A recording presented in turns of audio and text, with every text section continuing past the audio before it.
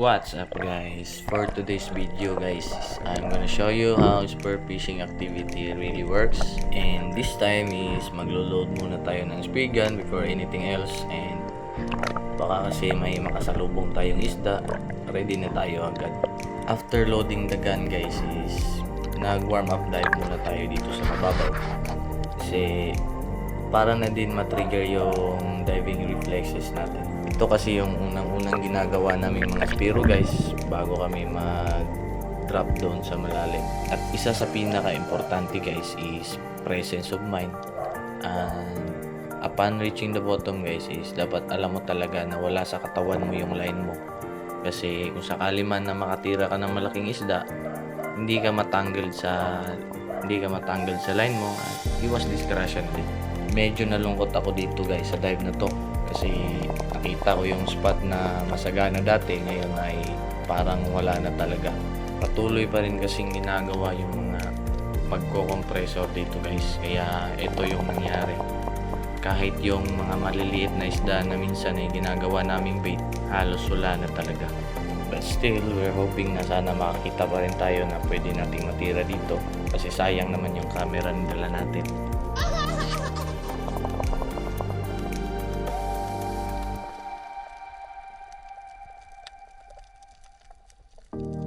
This is a raw video pala guys, hindi na ako nag-cut para naman makita nyo kung gaano kahirap manghuli ng isda gamit lang yung pagpigil ng hininga at spear gun na rin. Move on to our next drop guys. Umabot na tayo sa point na to guys at sobrang layo na nito simula nung unang clip ng video na to. Masyadong wala na talagang isda guys, kaya medyo nahirapan tayong manghuli guys. Same scenario guys, kaya same pa rin yung gagawin natin. Always check the line para naman maiwasan yung posibleng disgrasya. Hindi na tayo bumaba dun sa malalim na part guys kasi solo dive lang tayo ngayon at literal lang talaga nasubok lang to na may dalang action camera.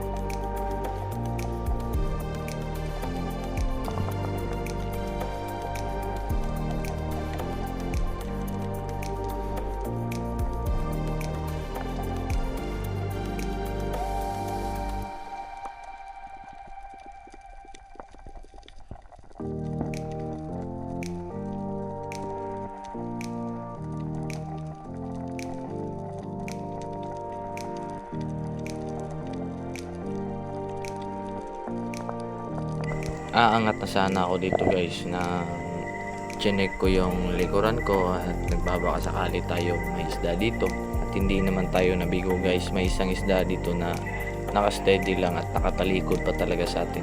Inantay ko pa sana siyang umarap guys pero hindi na talaga, kaya pinitikan na lang natin. Bago ako magre-resurface guys is chinecheck ko muna talaga yung itaas ko at baka sumabit yung line ko at baka mabangga na din tayo sa mga corals o mga bato man. At this point guys is hindi ko na malayan na nagmumoist na pala yung diving case ng action camera na dala natin. Eto, ang pangit ng tingnan.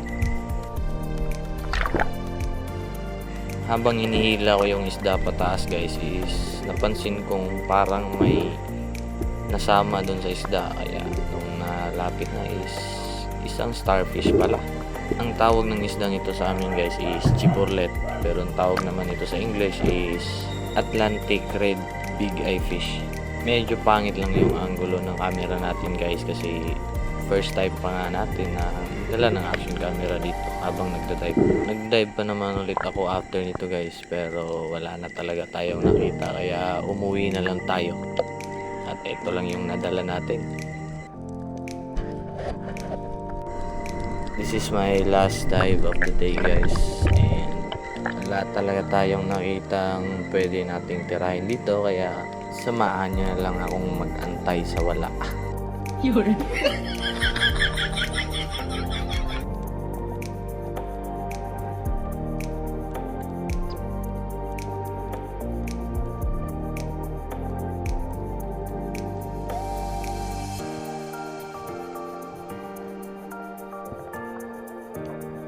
pagdating ko dito sa ilalim guys is nakita ko yung mga bait. Sobrang dami nila pero alam ko talaga na wala na talagang isda dito kasi sobrang bulabog na dito guys. Dami ng mga illegal fishing activities na palaging ginagawa dito kaya wala talaga.